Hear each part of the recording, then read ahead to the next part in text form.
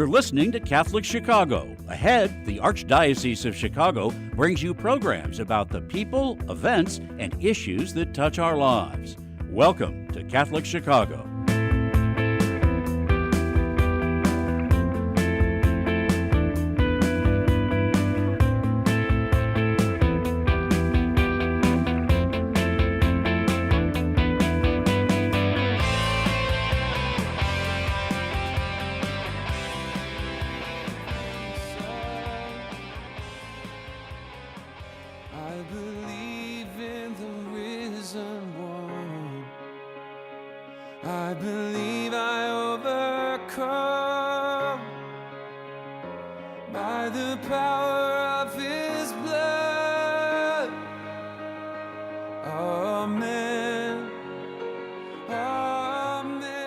Good morning, Chicago and beyond. Welcome to the radio show and podcast of the Office of Human Dignity and Solidarity at the Archdiocese of Chicago. I'm your host this morning, Dawn Fitzpatrick from Respect Life Ministries. And as always, we have a jam-packed show for you for this June edition of Fully Alive. My first guest is a faith network leader from Vision 2020 of Illinois, Cook County. He began leading the 40 Days for Life vigils in 2017 in Chicago and continued every year since, consistently. He's seen multiple babies saved on the sidewalk and watched a former Family Planning Associates clinic close in his tenure there when he was praying and counseling. He is husband, father of 2 boys, and his family immigrated here from Baghdad. They were Assyrians, commonly referred to as Chaldean Catholics. I'd like to welcome to Fully Alive, Joe Lazar. Hey, Joe. Hi, Dawn. How are you? I'm great. How are you? Good. It's good to see you. Good to hear your voice. Oh, you also. I think I met you in about 2017. Wasn't that about the time when we first met, when we started talking about Vision 2020 and what we could do to turn I'm having a hard time with my words this morning, to turn Cook County pro-life, which is kind of what the Vision 2020 is all about, right? Yeah, that is when we met, and it's interesting how things, that mission became that much more critical every year since that year we met. Mm-hmm, mm-hmm. Well, and it's funny because I think when we first came up with that name, we were thinking about Vision 2020, and we were thinking like pro-life by 2020, and then we thought, no, we just want clear vision, right? Isn't that what that came out to be, 2020 vision?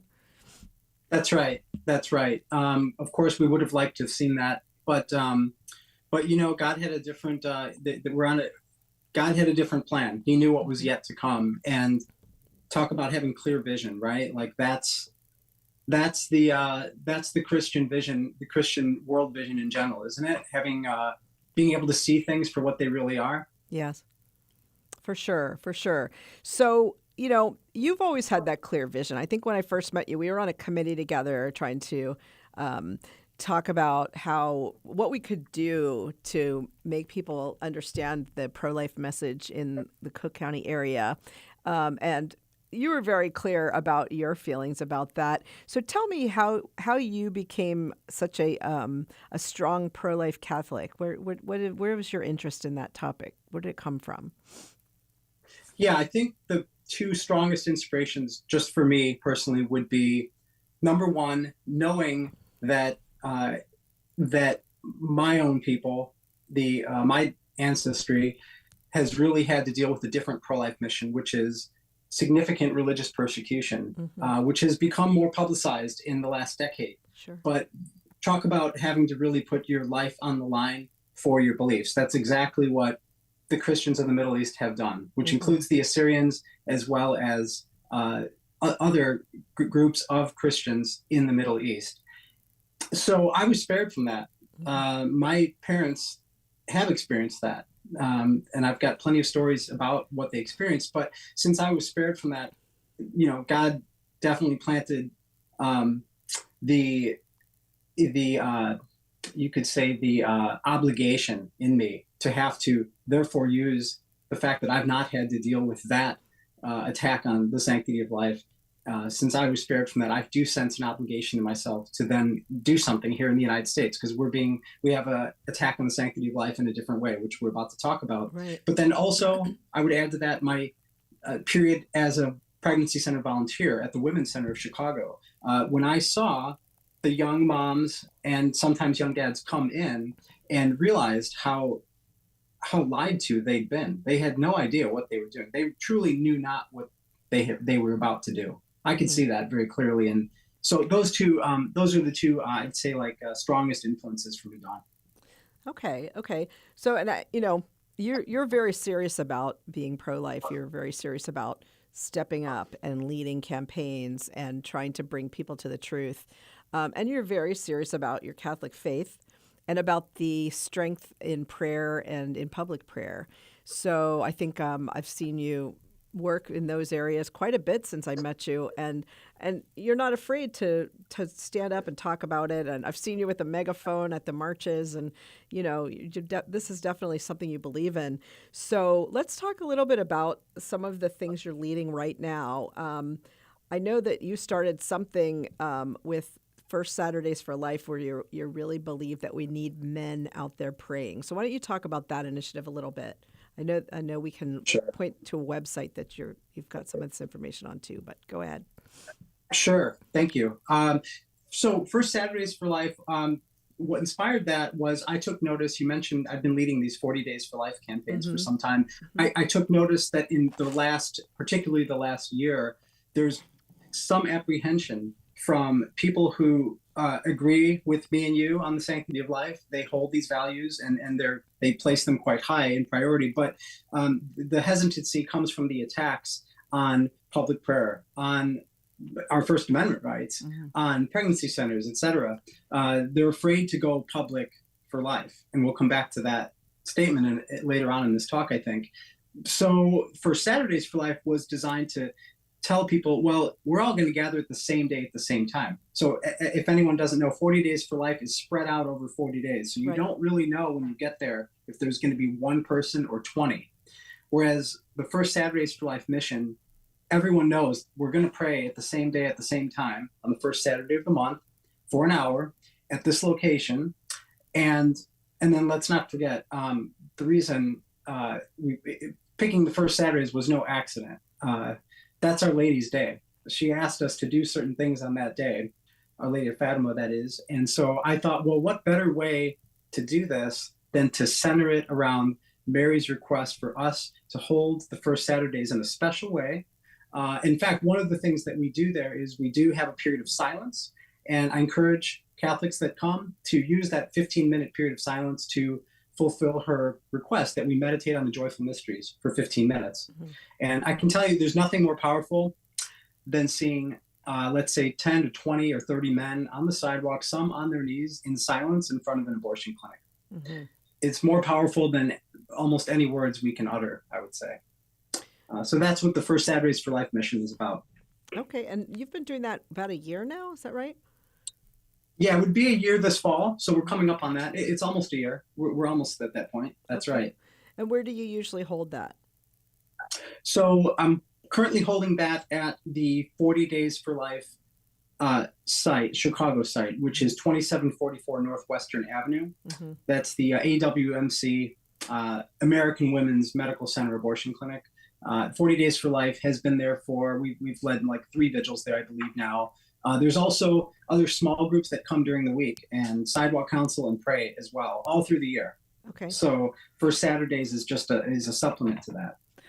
Well, and it seems to me that whenever we focus on one clinic, in different ways, it's like we build up our prayers, and it just gets more and more powerful. I've seen, since I've been here in Chicago, I've seen several abortion clinics close.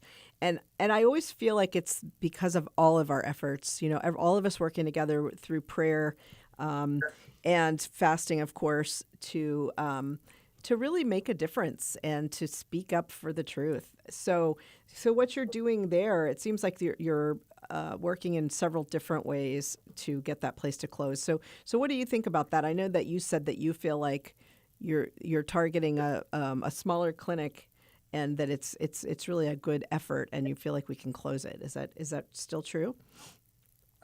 Absolutely. Of course it is. Of course it is. I mean, in fact, one could almost argue that everything else has to take a backseat to prayer. I mean, at this point, especially, it should be clear to anyone who feels strongly about the pro-life mission that we're totally outnumbered in states like Illinois. Of course, there are victories. Yeah. We saw the federal sanctioning of human sacrifice fall not that long ago. So we have had victories for sure. Right. But if you're in a state like Illinois, we're David.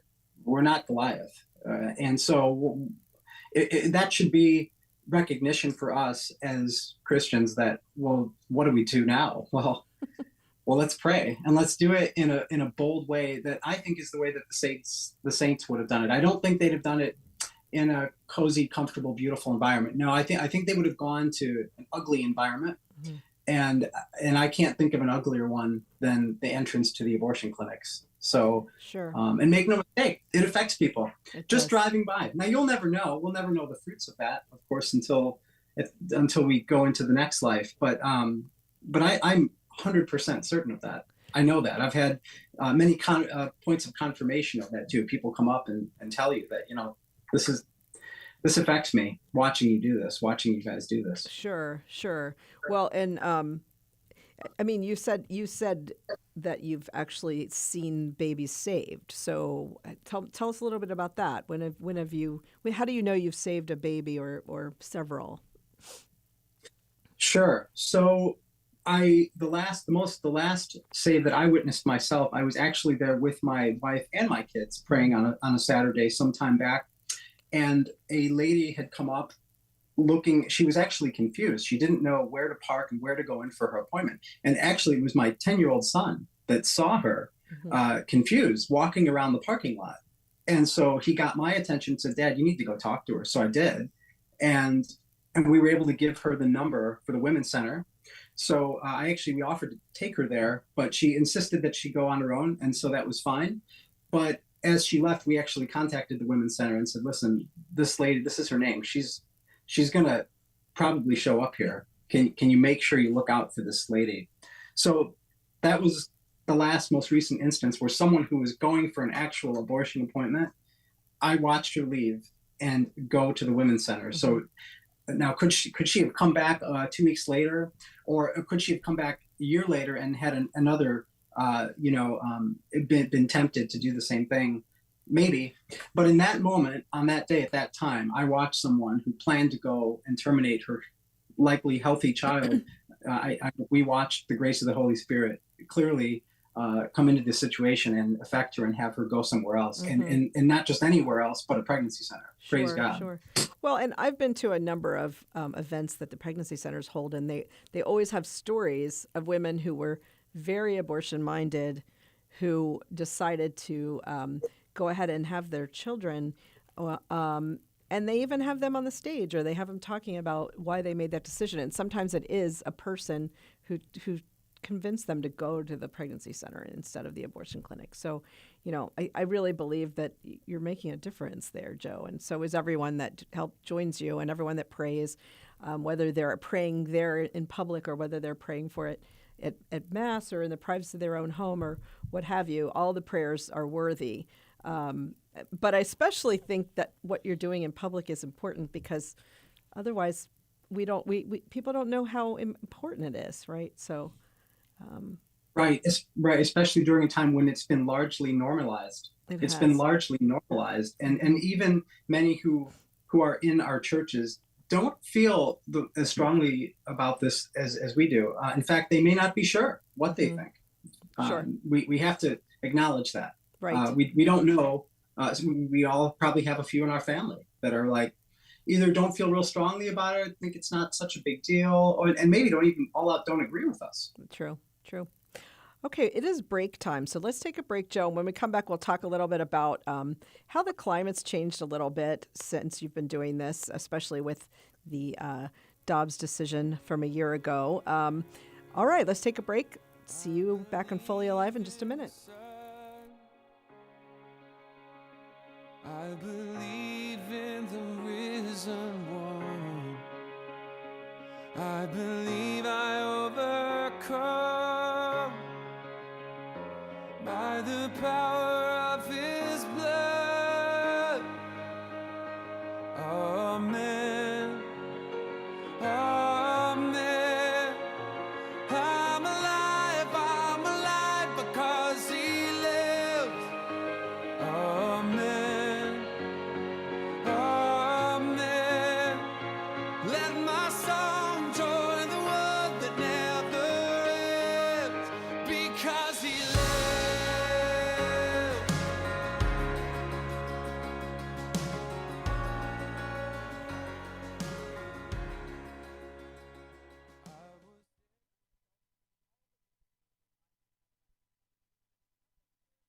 Understands this, and our mentorship programs provide a free opportunity for young adults to spend time with volunteers who genuinely care about them.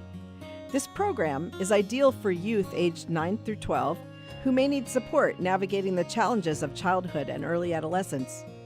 Our amazing volunteers serve as friends who help youth recognize their strengths and empower them to reach their full potential.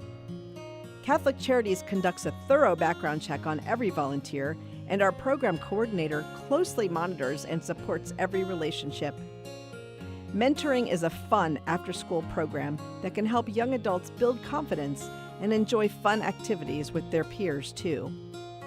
To learn more, visit CatholicCharities.net or call 312-655-7970 in Cook County and 847-782-4224 in Lake County. We're connecting youth with great role models. Join us today.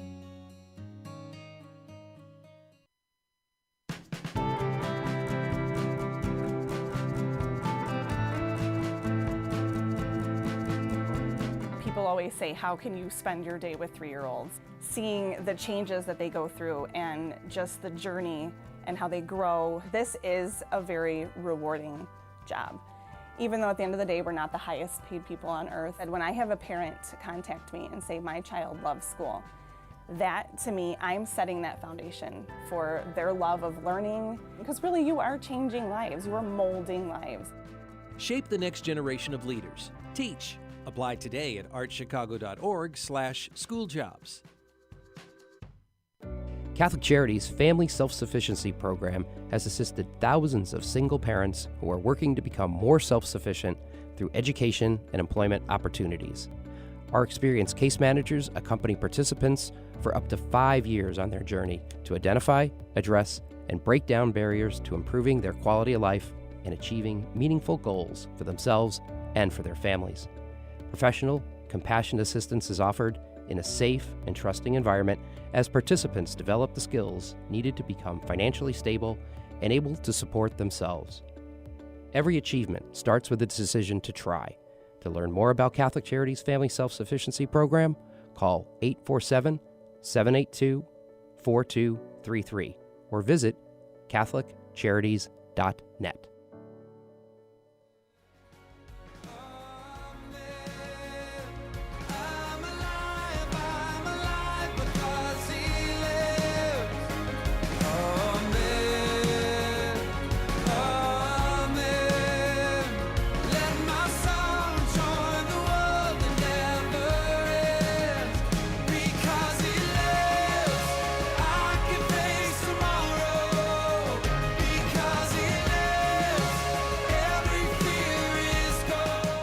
Welcome back to Fully Alive, the radio show and podcast of the Office of Human Dignity and Solidarity at the Archdiocese of Chicago.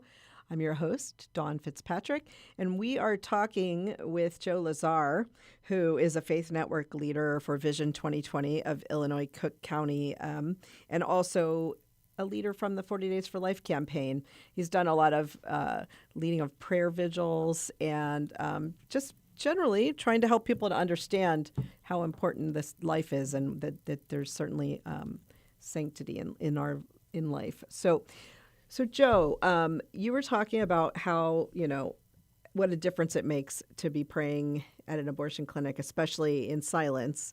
And when you get, 10 or 20 men just on their knees praying, it's really kind of a fearsome sight, right?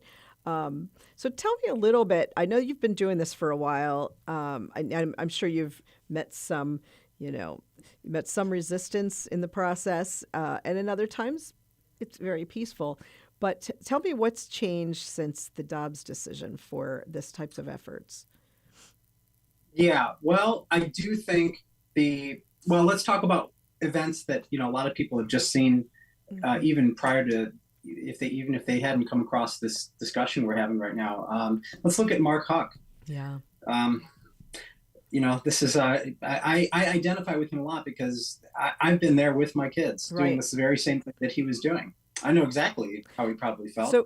And they targeted him. So before we go any further, why don't you just remind everybody what happened to Mark Houck and why that's significant?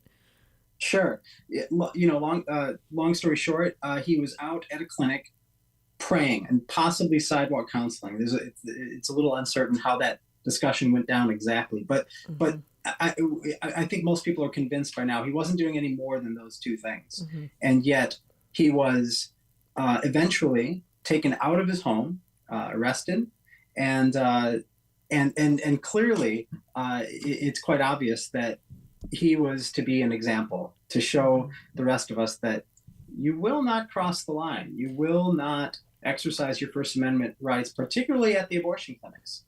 And what have we seen in Illinois since? To your question about changes, we've seen Senate Bill 1909 come through Illinois. I know that, Dawn, you have messaged about that and what you were doing about that, and you've taken some public positions on that.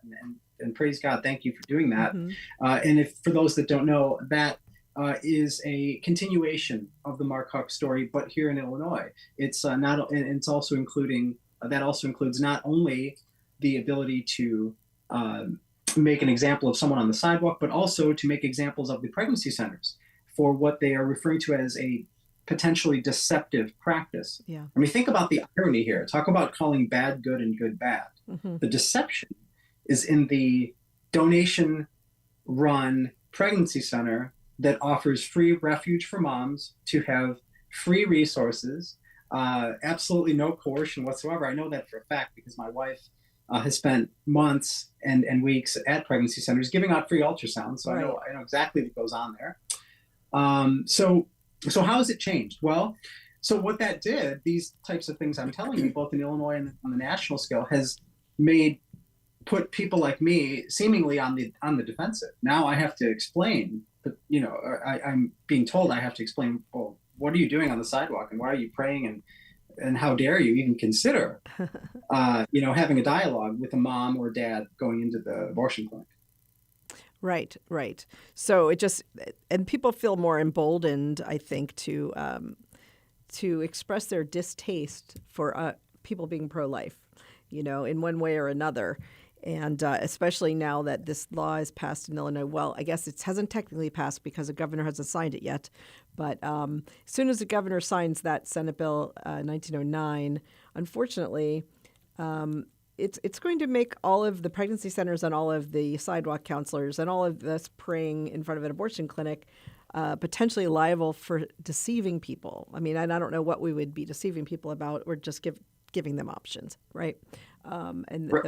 What's the deception is really in the abortion clinics where they tell them their only option is to have an abortion, or they cannot possibly have a normal, comfortable life, right? I mean, that's really where the deception is. But there's also a clause built into that 1909 bill that says that this only applies to pregnancy centers and sidewalk counselors. It does not apply to hospitals. It does not apply to abortion clinics. It does not apply to abortion doctors. Right. So this is very discriminatory, and if you ask me, it's unconstitutional. But that has yet to be proved. But I'm sure it will be. But anyway, we're seeing more and more. It's the devil rearing his ugly head and coming out with his fangs out and his claws out, ready to get us because we're doing such great work. I mean, that's really what it comes down to. We've worked really hard since 1973 to really help the people and to realize that we do not have a constitutional right to abortion in this country. I mean, states can make their own decisions, which is what it's come down to, right? Which is why it's still so important that we help to change minds and hearts. And that's what we're doing when we're praying in front of an abortion clinic or when we're donating to a pregnancy center so that they can do good work. We're working hard to change minds and hearts. We're not trying to hurt people. We're trying to help them. We're trying to love them, show them that there is love that can help them through these situations. But for whatever reason, those abortion-minded folks that are such advocates for abortion are really, they really are confusing people about what's important in life. So of course, that's kind of where we are. Of course. Yeah. And there is, so this thing you're talking about now, there's a joyful aspect and a hopeful aspect to this, to even these attacks. Yes. And thank you for giving the view of the website. Let's talk about that. We talked about First Saturdays for Life. Can I talk a little about Go Public for Life? Oh, absolutely. Yes, go right ahead. That's what you said. So what's the hopeful, joyful aspect even amidst the attacks? Well, it's obvious. This is an opportunity to serve God at this time. Mm-hmm. At this time, it's just obvious. So the only real question becomes, will we rise to the occasion? Now, we already know what the other side's going to do. And I'll admit, they're in the throes of spiritual decay. So that to a large extent, they know not what they do. We acknowledge that. We don't hate them. We don't hate Governor Pritzker. We don't hate the abortionists. We don't. We pray for them. Yes. And we want their conversion. We want them to leave the industry. However, in the midst of that, there is an obligation for us as Christian people. We can't simply watch Schindler's List and shed tears and not realize that that's going on now. That's going on now. Right. Maybe that, as we started our conversation, it might just be a little front and center for me, not because I'm special or wise or any more sanctified than anyone else, but because I'm just familiar with one attack on the sanctity of life that I know my parents have seen themselves. Mm-hmm. And so I'm just watching that. I'm watching the sequel to that here in the United States. But so the joyful and optimistic side of it is, this is an opportunity to serve God at this time. And the only question becomes, will we rise to the occasion? Lay people, clergy, both, yes. Everyone. No one's outside of that obligation, I think.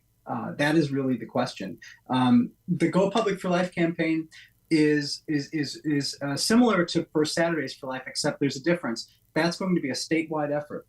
The purposes of Go Public for Life is to increase public prayer at the clinics, to make an actionable statement against the efforts to suppress public prayer, and to inspire a statewide spiritual revival that we believe can spread across the nation. What we'll be doing is on August 26th from 10:30 a.m. to 12 p.m., we are organizing leaders at abortion clinics across Illinois.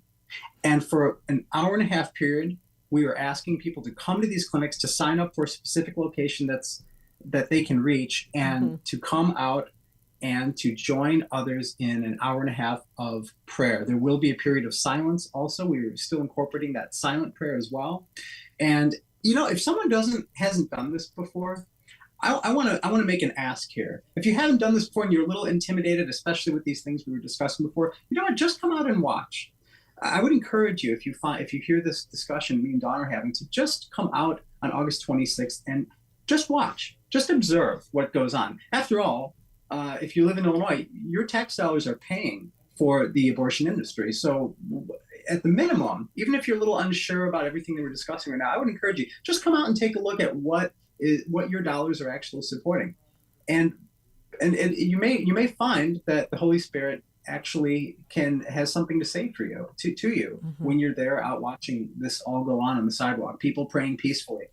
I would also put a quick mention in that while the other side is ramping up the hostility, everything that we're doing, whether it's First Saturdays for Life or this Go Public for Life campaign I just mentioned, our goal is to de-escalate. We're not even using signs, in fact. We will have a banner for Go Public for Life showing what we're doing, but we're just asking people to come out and pray. We're actually bringing flowers out to the sidewalk, which we will leave at the clinics, just to ensure that everything that we do is completely peaceful, prayerful. It's public, it's not silent, and it's not going to be shoved off in the corner, and we're not going to be sheepish about asserting our right to do this publicly, but we are going to be extremely peaceful and prayerful, and we won't veer from that. Well, it's funny because a lot of times I think people have been of the mindset that prayer is a private thing, and that we all have our own religion, and that we are, we should keep it to ourselves. But I think one of the things that if you're in the pro-life world, you realize is that we have a right to express the truth. We have a right to say what we believe in. And we have a right to pray, which is a big deal, because I'm sure your parents, when they fled the Middle East, they realized that was one of the reasons they needed to leave, right? They didn't have that right. Come here and you can express your religion, and also what we know to be the truth. So it's important that we do that, and we do that peacefully and lovingly and firmly. So, all right, it's time for the end of this segment, Joe. It's been really nice talking to you. People, you can certainly sign up to help. You can go to vision2020il.org/life. Choose to go public for life, to come to First Saturdays for Life. And then, of course, Joe will be leading a 40 Days for Life campaign next fall. So thank you again, Joe, for telling us about all of this. And I hope that we're inspiring some of our listeners, podcast watchers, to join us and to help stand up for life. That's what it's all about. Thanks, Joe. Yeah, no, thank you, Dawn. Thank you for your time for this discussion. Thanks for being on with us. God bless. Okay. Okay, if everyone could hang on, we'll have another guest in just a minute. Listen to our PSAs.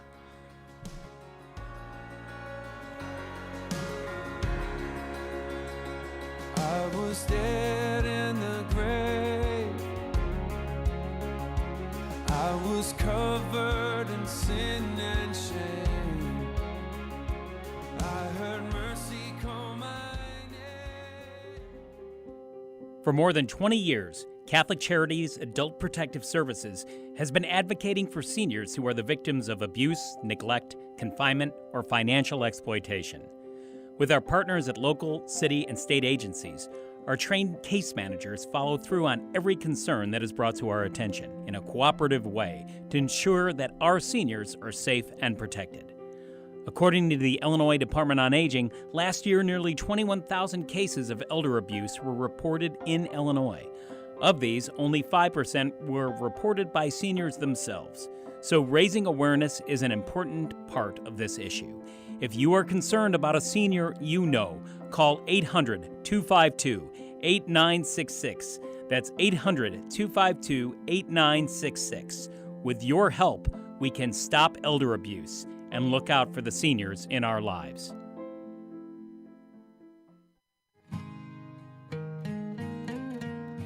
I am a seminarian.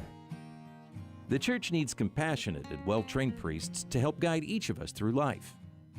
What inspires me, what draws me always to the priesthood is continue to see priests be a beacon of hope for other people. You can play a part in the education of these young men as they prepare for a life of service to others. I want to be that beacon of hope too, and it sets my heart on fire. To support our seminarians, make your gift at archchicago.org/seminarian fund or call 312-534-7959.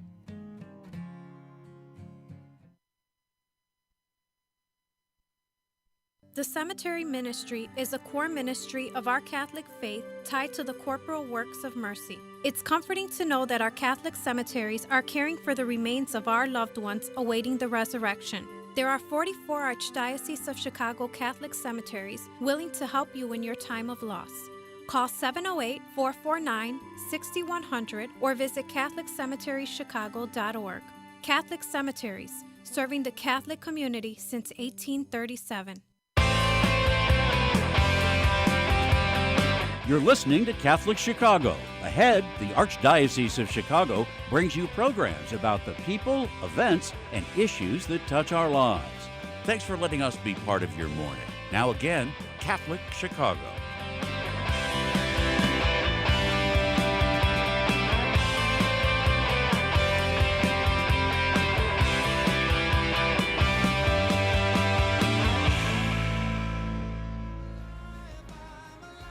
Because he lives.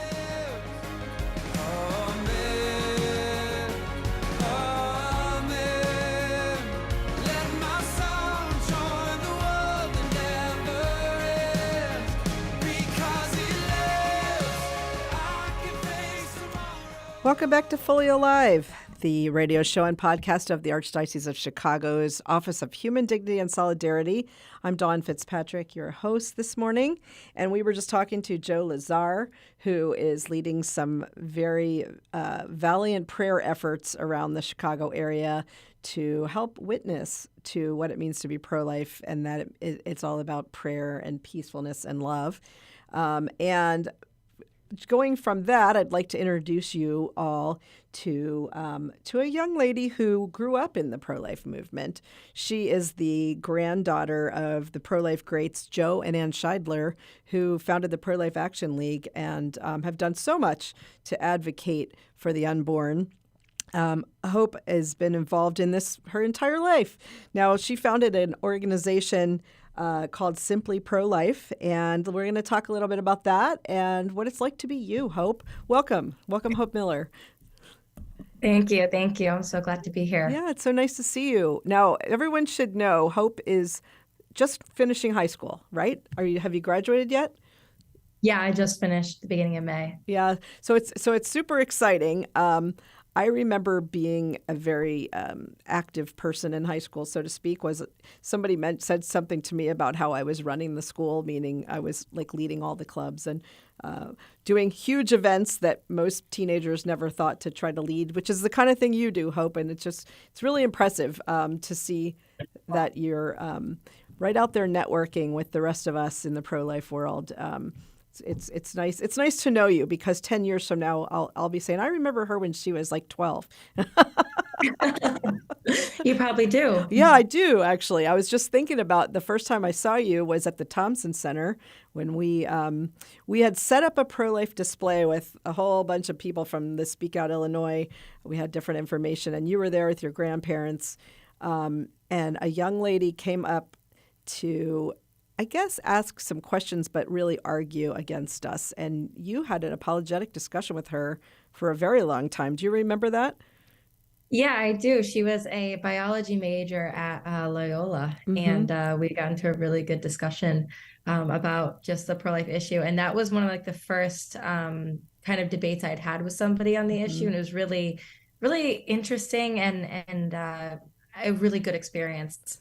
Right. Well, the rest of us who have been doing this for a while, we're like, wow, this is like a 12-year-old. Look at her holding her own in this conversation with a college student.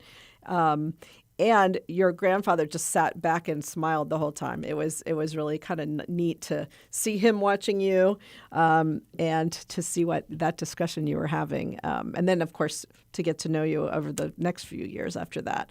So very cool. So tell us what it was like to grow up in such an incredible family. Just that it was incredible. It's funny kind of looking back on my early years of activism, I guess, like from what I can remember. And, a lot of it was, activism with my grandparents, specifically things like truth tours and protests and rallies and prayer vigils.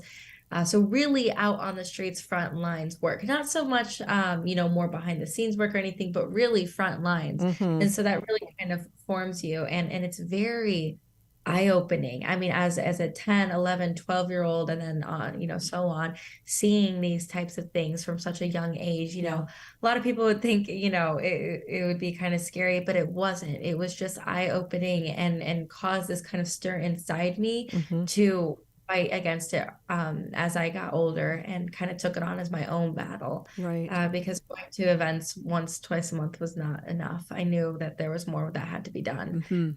So I'm really excited about the activism I get to do now. Great. And that formed it.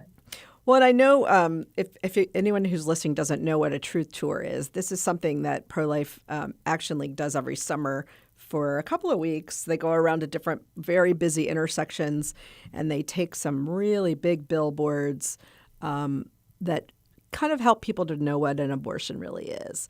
Now, in the very beginning of the truth tours, they were the really graphic pictures that people would get really upset about.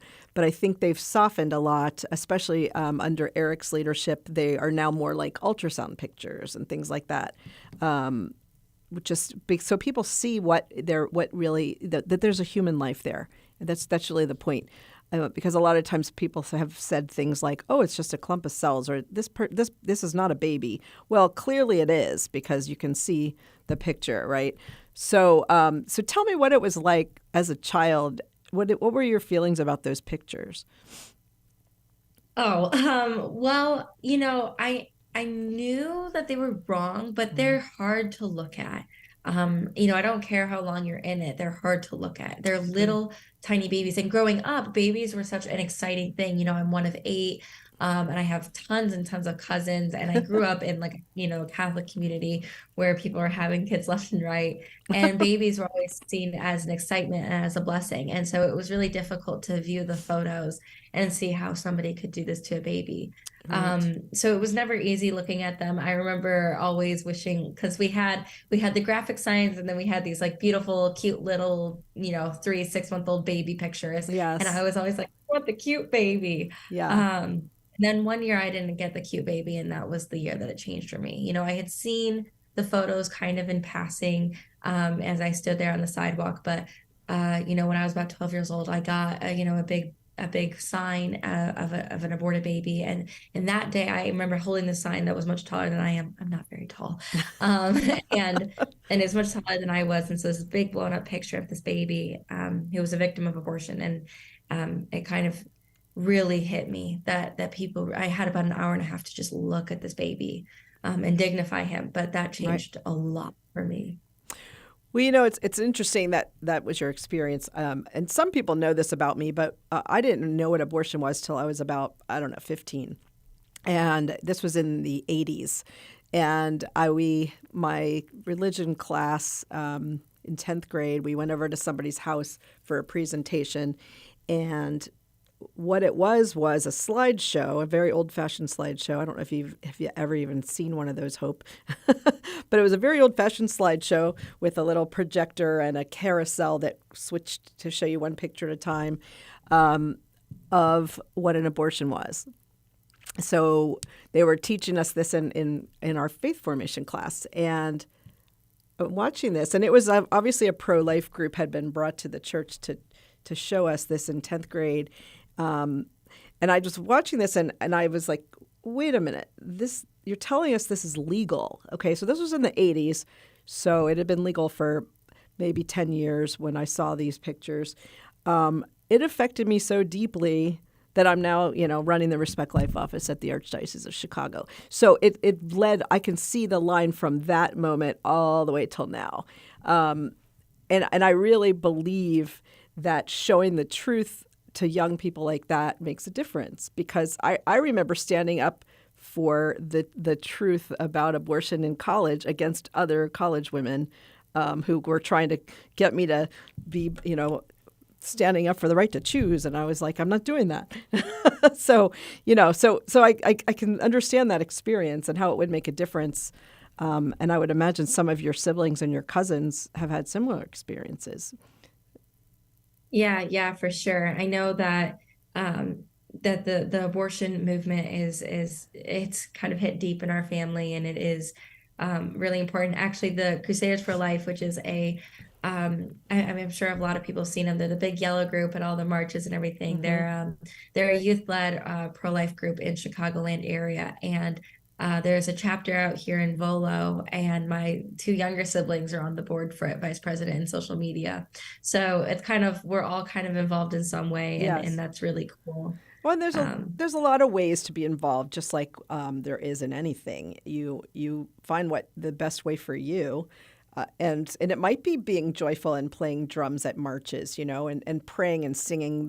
The Crusaders always end a march with some beautiful singing, it just sounds like a tabernacle choir or something, it's just beautiful. So, okay, so it is time for us to take a break. When I come back, I want to talk some more about your organization and an event that you're putting together this month. Awesome. Yep. Stick with us, everybody. I believe in the sun. I believe in the risen one. I believe I overcome by the power of his blood. Did you know that Catholic Charities accepts car donations? If you're ready to free up space in your garage and put a stop to all those expenses that go along with owning a car, we will gratefully accept your donation, whether the car is running or not. You choose a pickup time that is convenient for you, and we will make the donation as easy as possible, free of charge. You'll receive a charitable donation receipt as well. We accept all types of vehicles nationwide, and you will know that your donation is made to Catholic Charities, an agency you can trust. To learn more about donating your car, call 877-786-4483. That's 877-786-4483. Thank you.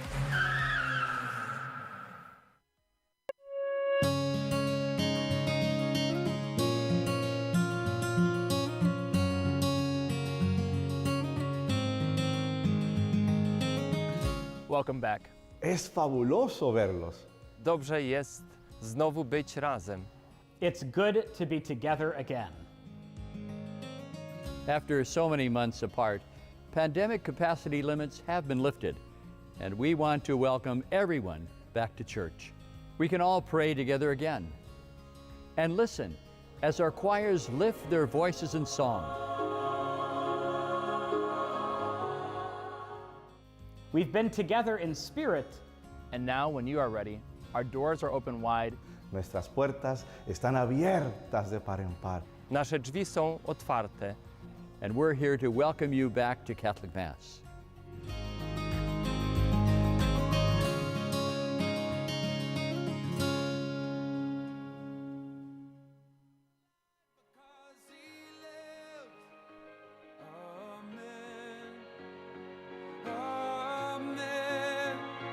Let my song join the world that never ends, because he lives.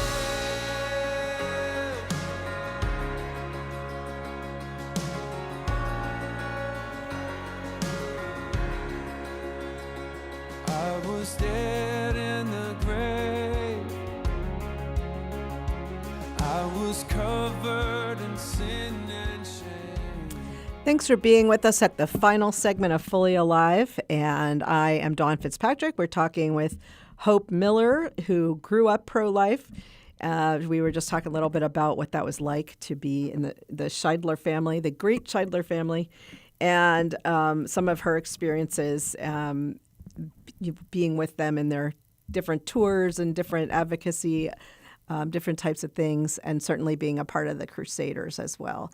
So, Hope, you have actually founded an organization. It's called Simply Pro-Life. So tell us why Simply Pro-Life and what's it all about? Yeah, so actually almost a year ago, I was at the Pro-Life Women's Conference as I had an internship with And Then There Were None, which is Abby Johnson's organization. Mm-hmm. I went there and all the women speaking there and then the lady who got the award and everything were just so inspiring. They had done so much. And I started kind of getting this inkling of, oh, I want to speak here next year. And as I'm listening to these women who are speaking, I'm like, oh, I am nowhere near them. They are, they've done so much. They've literally changed the fate of this country in regards to abortion. And I was not at their level. And so I had about a 5-hour car ride home by myself, and I am just thinking in my head of all these different things I can do to kind of make my, mark in the pro-life movement in America. And I'm rifling through all these ideas, and I'm realizing everyone's already done everything. I'm like, what am I here to do? I have this passion. I have no idea what to do with it. Right. And so I met up with my best friend as I got home, and I was talking to him. And, he told me to kind of just slow down and take it one step at a time and just focus on small things and do the simple things for the pro-life movement. And that is where the idea for Simply Pro-Life was born. So I challenged myself to do 100 simple pro-life things for 100 days. And then I got banned on all social media, which doesn't make any sense. What happens? Happens to everybody. Yeah, I know. TikTok, Instagram, they just did not like me for doing these simple things. And it was frustrating because pro-lifers and pro-choicers were commenting that they were supportive of it, which was really cool to see that unity, which you don't normally get. Anyways, so after that kind of happened, I decided to put on an event where Abby Johnson spoke, Pro-Life Spider-Man, and a couple other awesome people. And I kind of just had this idea on my heart to do the simple things for the pro-life movement and to share that with people and give them the means and resources. So it finally got incorporated at the very end of April, and it is now an official 501c3. Oh, wow. And the goal is to kind of help people do the simple things for the pro-life movement. So we're working on that right now. Right. And that's no easy feat. I actually made the March for Life Chicago a 501c3 a few years back. It took us a long time. It was a lot of work. So hats off to you on that. That's awesome. So now people, if they donate to you, they have a way to try to write that off their taxes and to give you tax deductible donations, right? Yeah. We're still getting up in the works, like, the online stuff, but I've got a bank account open now, so Yay. that's good. Okay, so I know you have a big event coming up that you're trying to kind of mobilize people for a celebration of the Dobbs decision on the 24th of June. So why don't you tell us about that? Yeah, so I'm really excited about this. We've been working on it for a little while now, but we are having a Chicago rally. The name kind of keeps jumping around. I think it's Chicago Pro-Life Rally right now. But anyways, the kind of mission of it is to kick off this summer of life. So we're hoping to have events throughout the summer. So if you know of any, please let me know. We're trying to promote other people's events as well. But the main thing is this celebration and this call to action. And so, yeah, it's going to be amazing. We're having amazing speakers like Mary Kate Zander from Illinois to Life, Eric Scheidler and Ann Scheidler from Pro-Life Action League, Peter Brain from the Thomas More Society. I'll be the MC, which I'm really excited about. And we have amazing sponsors like Live Action and Thomas More Society, Pro-Life Action League, and then there were none. So it's going to be a really awesome event. We're hoping to get a big crowd there, and then we're going to march around. So make sure you bring your signs or make signs. There will be some signs there, but we encourage people to make and bring their own as well. And there's actually going to be a live band, which I'm really excited about. So it's going to be this real big celebration. The Crusaders will be there. But then on top of that, it is going to be a call to action to further our pro-life efforts for the summer. Okay. Well, that sounds great because as we know here in Illinois, abortion is far from being gone, right? As a matter of fact, it is being enshrined in everything we do here. Unfortunately, because it is very harmful to the people involved. And then, of course, it takes a human life. So we're here to celebrate the decision that it is not a part of our Constitution, but we still need to change minds and hearts. So I think by making our pro-life efforts joyful and happy, that's one way to help people realize what we're all about. Usually there's some people at these events that are protesting us, and they're angry and mad, and they have horrible T-shirts on, and they're screaming at us, and we're just jumping up and down and singing and smiling and praying. It's quite a difference. At least that's been my experience. I'm sure you've seen plenty of that. Oh yeah, several years back, my brother made this kind of video showing at the March for Life, showing the different sides and kind of like, which side do you want to be on? And it was definitely very eye-opening because you see the joy and the prayerfulness and just like this radiating Christ from the pro-life group, and then this anger and sadness from the other side. And I think it's pretty easy to see that there is a truth and that we're on that side of truth. Right. So I'm interested to see if we get any protesters. It'll definitely be interesting. Always is in Chicago, but it's going to be an awesome event. Or at least we're trying to make it that. So where will this event be held? So this event is in Federal Plaza in Chicago. It's on June 24th at 11 a.m. Okay. And you'll start with some music and then some speakers and then a march. Yeah. So we're finalizing the itinerary right now, but we're hoping to have some cheering, kind of excitement going as people are arriving, and then head into speakers. have all of our speakers share their stories and their calls to action. Mm-hmm. And then we're going to march, and then we're going to end up in Federal Plaza once again, where we'll have a band, and we're trying to work on some other fun things to have in there as well. And then all of our sponsors will have tables there, which you can visit and learn more about their organizations, which we're really excited about as well. Well, it looks like you're calling it a rally and picnic. So are there food vendors, or should people bring their own lunch, or what's kind of the plan? We're working on that right now. Initially, we were going to have it be a picnic and go to Grant Park, but there's another event happening in Grant Park. So we've had to revamp our game plan a little bit. So yeah, I mean, we'll all be hanging out at Federal Plaza. I've been calling around food trucks today, just trying to get some there. But, people are welcome to hang around. Again, like I said, there's going to be abandoned tables. So it'll end around lunchtime. So if you want, bring some food. But we're trying to have food trucks there as well.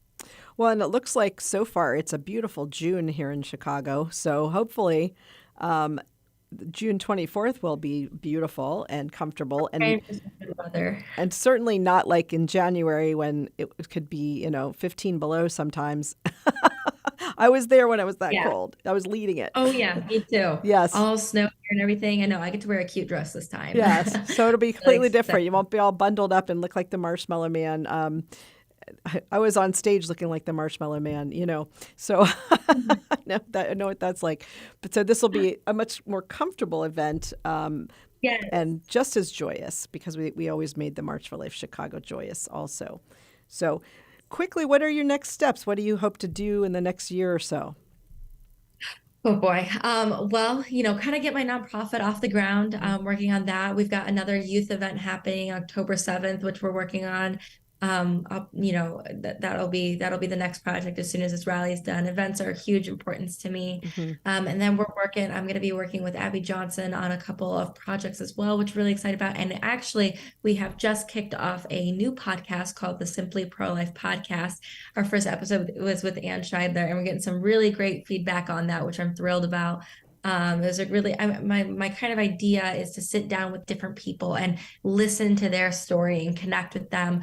I love connecting with other pro-lifers and hearing their story and creating this sense of unity. And that's exactly what this podcast is. We've got 5 episodes already pre-recorded, and we're working on a few more, and we're just pumping those out. And it's really exciting to be able to do that. So that's what we're working on now. So where can people go to listen to those podcasts?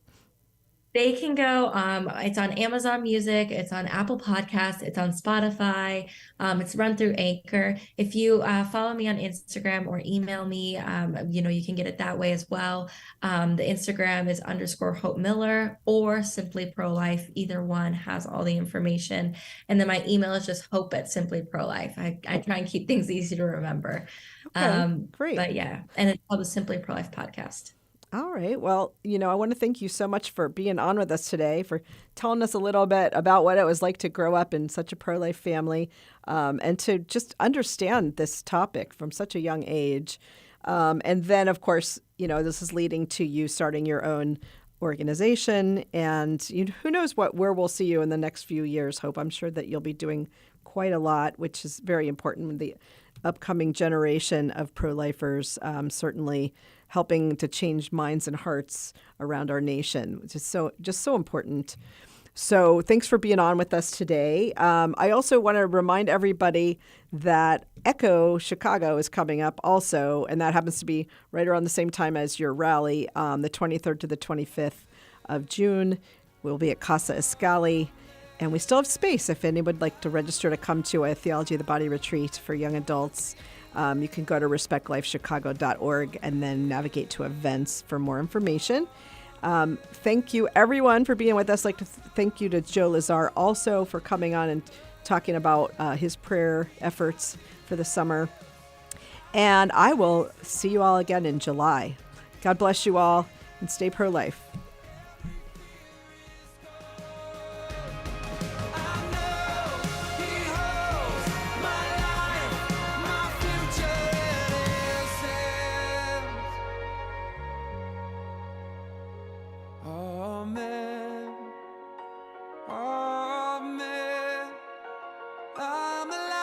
I'm alive because he